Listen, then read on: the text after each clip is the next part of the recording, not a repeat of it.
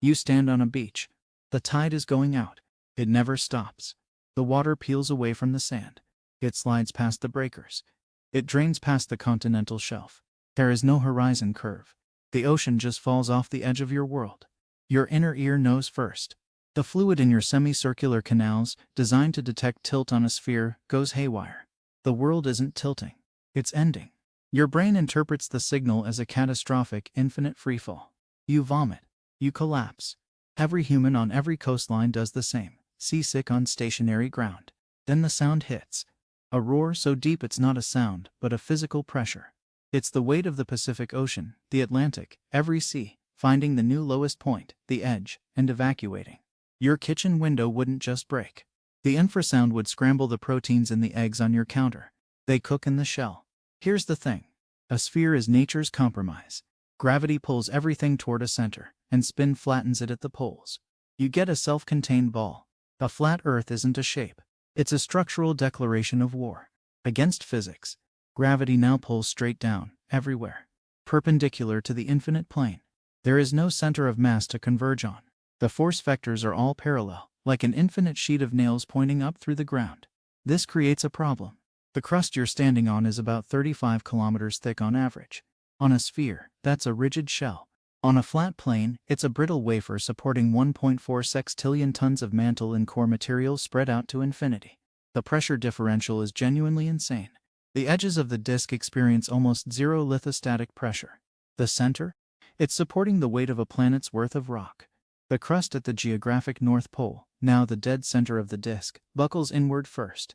Not in an earthquake. In a single, continuous plastic deformation. The rock doesn't crack. It flows like warm tar, sinking hundreds of meters over an hour. Cities don't fall. They are slowly ingested. Skyscrapers are swallowed whole, their upper floors the last to vanish into the warm, dark squeeze.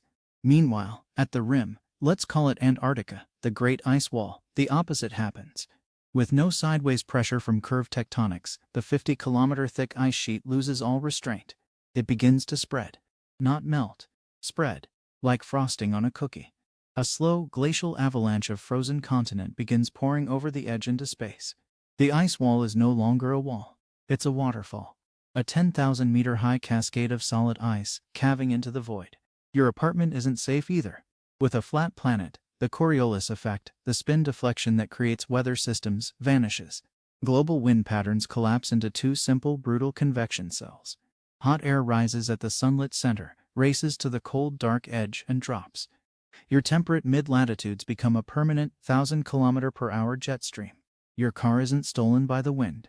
It's sandblasted into a polished metal skeleton in 6 minutes. Your face would follow. And the sun. The sun becomes a murderer on a train schedule.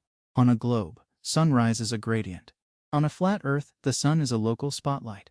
It doesn't rise. It approaches. When the leading edge of that fusion-powered spotlight hits your time zone, dawn isn't a gentle light. It's a thermal shockwave. The air in front of the Terminator line superheats from near absolute zero to desert highs in under a second. It expands explosively. The sunrise isn't viewed. It's heard. A continuous, planet-spanning sonic boom races ahead of the light itself, shattering everything in a band 500 kilometers wide. Then the light hits. And it doesn't angle. It strikes flat. There are no long shadows. Every vertical surface is fully lit, fully heated, instantly. Forests don't catch fire. Their cellulose pyrolyzes, turns directly to charcoal and gas, before the first flame appears. Nighttime is worse. Civilization redefines itself around the murder train. Agriculture is impossible in the scorch zone. All human life huddles in the narrow twilit band behind the moving spotlight, in the permanent dawn or dusk. You become nomadic by necessity, a global population forever fleeing the sunrise tsunami of sound and fire. You farm fast-growing fungi in caves lit by bioluminescence. You build cities on colossal continuous conveyor belts, moving west at exactly 1.7 thousand kilometers per hour to stay in the habitable sliver. Politics is geography. Your address is a velocity. The oceans are gone, drained over the edge. What's left are shallow, super salty inland seas, boiling in the day and freezing into salt ice composites at night. Rain is a myth. All weather is horizontal, the hypercanes of the central hot zone slamming into the frozen outlands. Then, the slide begins. The problem is friction. A sphere rotates smoothly. A flat disk, with its mass distributed so unevenly, thick in the center, tapering to nothing at the edge, wobbles. Like a warped record on a turntable. That wobble introduces lateral shear forces the crust was never designed to handle. The first sign is a sound. A deep, grinding groan felt in the teeth of every creature on the disk. It's the sound of continental plates, no longer locked in a spherical jigsaw, beginning to slip. Not an earthquake. A single, global unzipping. The Pacific plate shears free from the surrounding rock. With no spherical curvature to contain it, it starts sliding. West. Toward the edge. It doesn't travel over the mantle. It travels through it. The leading edge of the plate, a 100-kilometer-tall cliff of solid granite and basalt, plows through the viscous mantle rock like a ship's prow through water.